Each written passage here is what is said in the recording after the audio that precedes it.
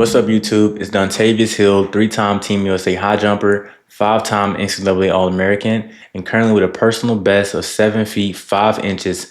And today, I wanted to talk to you guys about kicking your legs in the high jump. So if you're a high jump athlete and you tend to knock the bar down with your legs all the time, then one thing that's going to help you, or rather not help you more, let's say one of the main reasons why we kind of knock that bar down is poor timing. Okay, so let's just write kick legs up top here. And number one, first thing, poor timing. So when I say poor timing, basically what I'm referring to is when you're going over the bar, you just do not have the concept as a high jumper of when to kick the legs. You're either kicking them too quickly and the hips are coming down, or you're kicking your legs too slowly and you're catching it right at the end, right at the point where you were about to clear a bar or clear a PR, just held the legs over too long, right? That is what I mean when I say poor timing, right? And like in order to work on poor timing, like you literally have to do repetition and working on kicking the leg and saying, okay, this is when I need to kick, like, really working on it over and over and over again, right? And another reason why we kind of hit our legs on the bar when we're trying to kick our legs or get over the bar, number two, weak core. So as a high jumper, having core strength is one of the best things for you as a high jumper, because your core is like your center. That's your center of everything, where all of your power and force development is going to come from. And even when you're over the bar, your body control over the bar is determined by how strong your core is. So you can only imagine someone who has a weak core when trying to go over the bar, they're going to struggle more with what's going to hit the bar, or how are they going to arch over the bar, or how fast them legs pop back up. They're going to struggle the most because they have a weak core, right? So if you tend to hit your legs on the bar as a high jumper, first off, let's work on our timing.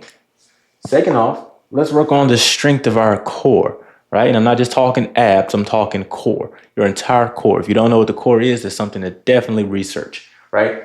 So weak core. Number three,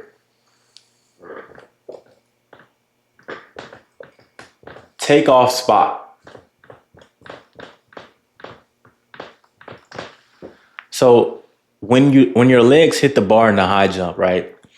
People just sometimes they think it's just we need to kick our legs faster or something like that. But sometimes the position or the location that you take off from, it gets you to the bar too quick, right? So what I mean is you may have a timing that you're used to when you're high jumping, but if you take off too close to the bar, you know that your timing is going to have to be a little bit faster because you're closer to the bar, right? That's where bar awareness kicks in, right? That's where your bar awareness kicks in. If you're taking off too close to the bar, you got to kick the legs faster.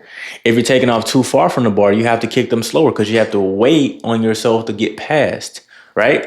When you take off right in your spot, you go over, kick easy, your same cadence every time, all right? So this is an understanding of how our takeoff spot can change that, okay? And then number 4 here, confidence.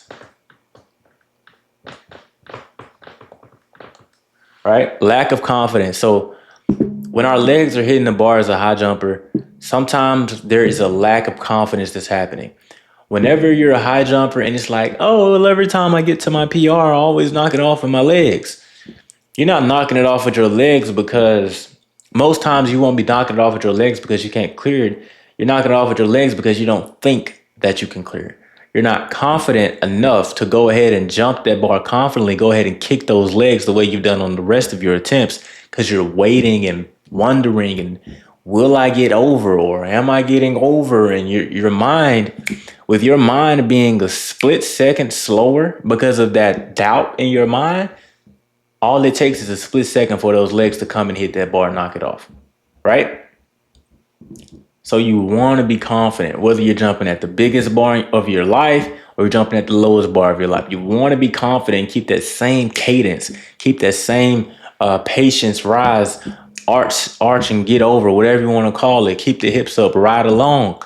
Want to keep that same cadence, whether the bar is low, whether the bar is high, right? So quick recap here. When we're kicking our legs or when our legs are hitting the bar, first thing we want to understand is how good is our timing, right? Do we have poor timing? Number two, do we have a weak core? Are we not strong here? Are we not strong? Number three, takeoff spot. Where are we taking off from? We understand that if we're taking off too close, we got to go ahead and kick those legs quick. We understand if we're taking off too far, we got to be a little bit more patient when we're kicking our legs, right? And number four, confidence. Your confidence is going to determine how sure you are that you're going to clear the bar. If there is a single amount of hesitation, that can allow the legs to hit the bar. So if you've ever been all the way over a bar and your legs hit it, a lot of times it had nothing to do with your physical or your technical. It was all in the mind because you just held it a split second or for however long, too long. All right. So yeah. And now I really want to walk through the inverse of all of these, right? So the first thing, well, I know the second thing on our list, but the first thing on our list was timing, right? So poor timing, right? The inverse of poor timing is good timing, right? And the way that we get timing is through repetition.